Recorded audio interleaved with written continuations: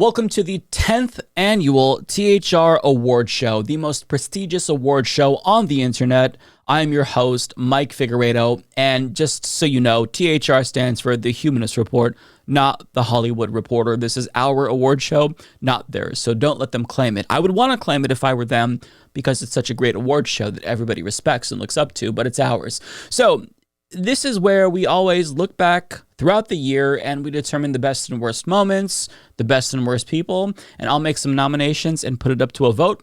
And I am putting all of the categories in one video because I think that it's better to do that than have like 5 different videos in your subscription feed. That would bother me, and I'm sure it would bother you too.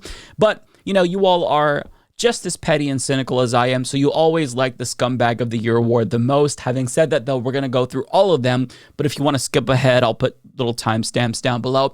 But let's start with the badass moment of the year. My nominations were Biden dropping out of the race. Even though it didn't amount to anything, you know, it was a moment where we felt a little bit of optimism, temporarily. My second nomination is InfoWars getting permanently shut down. Doesn't really need an explanation. And third, Olayemi's takedown of Eric Adams on The Breakfast Club. I don't think I've ever witnessed a public official be grilled that harshly ever before. And even though I'm biased because I love Olay and she's a friend of mine, objectively speaking, I think that that was a highlight of the year. Now, also, there was Trump's conviction. Even though it didn't matter, it was still nice to just see him at least squirm temporarily. Now, last year, the winner was Tucker Carlson getting fired. You all said that was the most badass moment of the year, followed by Henry Kissinger dying. Yeah, that's my audience. I'm proud of you all. But as for this year, the winner of the most badass moment of 2024 is InfoWars getting permanently shut down, and Biden dropping out was the runner-up. Now, here's the vote breakdown. As you can see, InfoWars had a really strong majority on YouTube and Patreon. And in second place, the YouTube audience, where the overwhelming majority of the votes come from, they pushed Biden's dropout into second place. But there you have it. That was the badass moment of the year. Now, there was a bonus badass moment that happened after I submitted these nominations to you for a vote, but I'm not going to name what that moment was because the usual suspects are going to get mad at me and offended, but just look into my eyes. You know what moment I'm talking about. But here's my nominations for the WTF moment of 2024. Donald Trump winning the election. I mean, it's not necessarily that surprising, but still, what the fuck? Also, Israel's invasion of Lebanon. The ouster of Cori Bush and Jamal Bowman. And last but not least, the Supreme Court ruling that gave near absolute immunity to presidents. Now, last year, Gaza was, of course, the WTF moment, followed by the Bud Light meltdown with Dylan Mulvaney. But when it comes to this year's WTF moment of the year, with a total of 26,000 votes, the winner of the WTF moment of the year is Donald Trump's win, expectedly, followed by the Supreme Court ruling giving presidents near absolute immunity. Now, getting to the breakdown, as you can see, it wasn't even close. Trump's win was by far the biggest WTF moment of the year, followed by the SCOTUS decision. And I think that this is an appropriate combination here, given that Trump is going into a second term with absolute immunity. So that's a little bit concerning, just a tiny bit. But, you know, we all are in agreement that his victory was yeah, it was up there. By the way, I'm remembering now that I didn't say how many votes were for the badass moment. That was 10,000 in total. So there were 10,000 total votes for that, 26,000 total votes for the WTF moment of the year. But let's get to our second category, or no, third category. We have too many categories. It is the STFU Award of 2024. I could have nominated probably 250 people, but I had to narrow it down to 4. And those nominations include Bill Maher, who is smug and as insufferable as ever. Nancy Mace, who wanted the attention of all of us because she wanted us to know that she hates trans people. We noticed, and we don't want to hear from her ever again. J.K. Rowling, who literally is physically incapable of not tweeting about trans people. And last but not least, there's John Fetterman, who has blood on his hands for literally supporting a genocide and voting to send them weapons and standing shoulder to shoulder with the war criminal Benjamin Netanyahu. But he also has the audacity to scold other people for celebrating the murder of the healthcare CEO. God damn, if that person doesn't need to shut the fuck up, who does? Now, last year's winners were Marjorie Taylor Greene and Matt Walsh was the runner-up, but this year, with a total of 12,000 votes, the winner of the Humanist Report's Shut the Fuck Up Award of 2024 goes to Bill Maher, and the runner-up was Nancy Mace.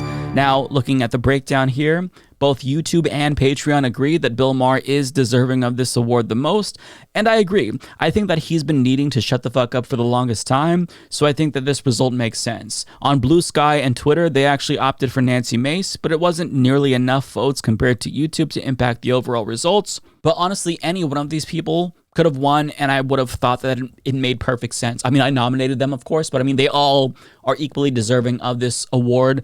And yeah, but you all decided. Now, let's get into the big categories.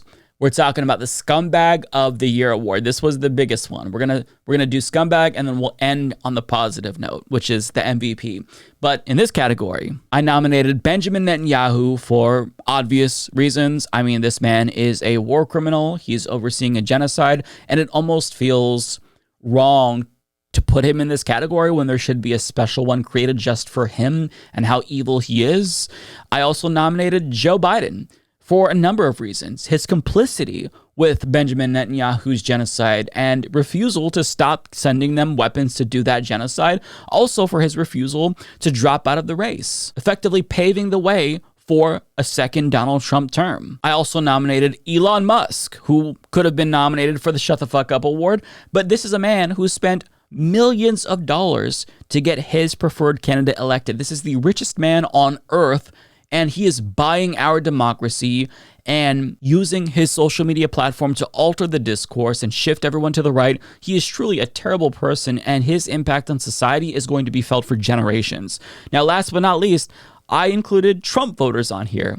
I was struggling between Trump and Trump supporters, but ultimately Trump isn't in power yet, and he's going to have more than enough time to earn this award next year. But his voters are the ones that subjected us all to a second Trump term, and I don't care what their reasons are. We're all fucked because of the votes that they collectively made, so they're all nominated. But before we get to the results for this year, last year, as you can see, Netanyahu won that award, and Elon Musk was actually the runner-up. Now, going through the years, you can kind of see that we've had some repeat winners, but it kind of varied depending on the year and the news of that year. But as for this year, with a total of 35,000 votes, making this the most voted on category of the entire award show, the winner is obviously Benjamin Netanyahu. He is our scumbag of 2024, winning this award for the second consecutive year, and the runner-up is actually Donald Trump's voters. Now, when you look at the breakdown, it wasn't even close. By far and away, Netanyahu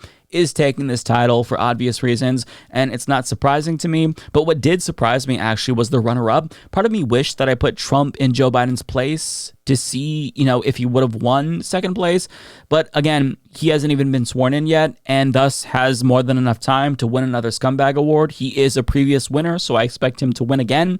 But, Joe Biden is still in power. He's complicit with genocide, and he fucked us all over. So I felt like it would be wrong to not put him in here. He was incredibly deserving of a spot. But let's get to some comments here, because you all had a lot to say about this. I'd call Netanyahu Satan, but I wouldn't want to insult Satan like that. And what about the orange one himself? Let's face it, the list is endless. Totally agree. Where's Vladimir Putin on this list? Again, I could have nominated so much people. It was really difficult to narrow it down. I'd add South Korea's current president to that list now, since he literally just instigated a coup a few hours ago. Yeah, I mean, that's also fair.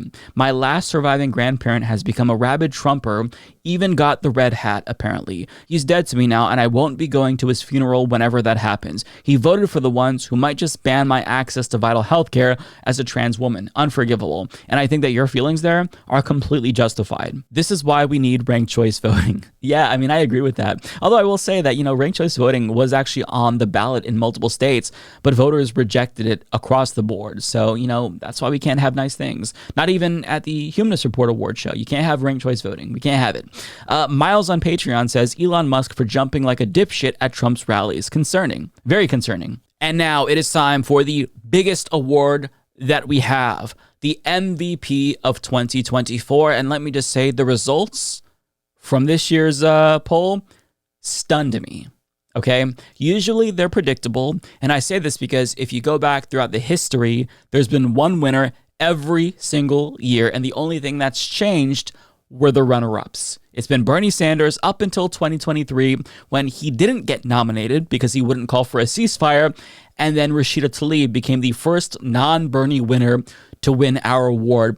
But this year, here's my nominations, and I was surprised by the results. So my first nomination was actually Bernie Sanders. He made it back on the list again because he chose to actually fight in the way that we wanted him to fight. He pressured Congress to stop sending weapons to Israel. And even though he's an imperfect ally, he was still doing what few other lawmakers wanted to do. So even though he doesn't say that this is a genocide, even though he took too long to call for a ceasefire, ultimately I still think he is one of the most important members of Congress and one of the only people of power who's fighting for what we want. And of course, Rashida Tlaib is back on the nominations list for me. I think that it goes without saying. She is one of the most important members of Congress. She has been persecuted for simply being a Palestinian American woman, and she has never stopped fighting for the people of Palestine as well as the people in America. So she is an incredible person, and we are very lucky to have her in Congress. And my next nomination is a bit out of left field, but I didn't know how much I needed Jon Stewart to return to The Daily Show until he returned to The Daily Show. Seeing him shred Democrats and Republicans, it made me feel like I was a young man again when I would watch The Daily Show every single evening. He came at the perfect time to say what nobody else wants to say on mainstream media. I mean, sure, you can hear myself, David Dole, Kyle Kalinske say what he's saying and, pull no punches, but we have no platforms, right? I mean, we have platforms, but we're not Daily Show Jon Stewart, right? So having him just be blunt and give people these harsh truths, I think the country has been yearning for something like this. Now, also, I nominated Bassem Youssef because I think that this individual is able to communicate about issues regarding Palestine and Israel in a way that few others are. And I mean, it's appropriate because this is the Egyptian Jon Stewart, according to a lot of people, because he hosted a comedy show in Egypt as well. And I just think that his ability to reframe the conversation and use satire to put forward a different perspective, that is so crucial. But with that being said, it's time to announce the winner. And with 11,000 total votes, the winner of the Humanist Report's 2024 MVP award is Jon Stewart, beating Bernie Sanders. This is the first time anyone has defeated Bernie Sanders when he's also been nominated. Bernie Sanders was also the runner-up this year, but nonetheless, Jon Stewart won. And when you look at the breakdown, last year's winner, Rashida Tlaib, had a lot of support on Blue Sky and Patreon, but again, the YouTubers vote in higher numbers, so it didn't really swing it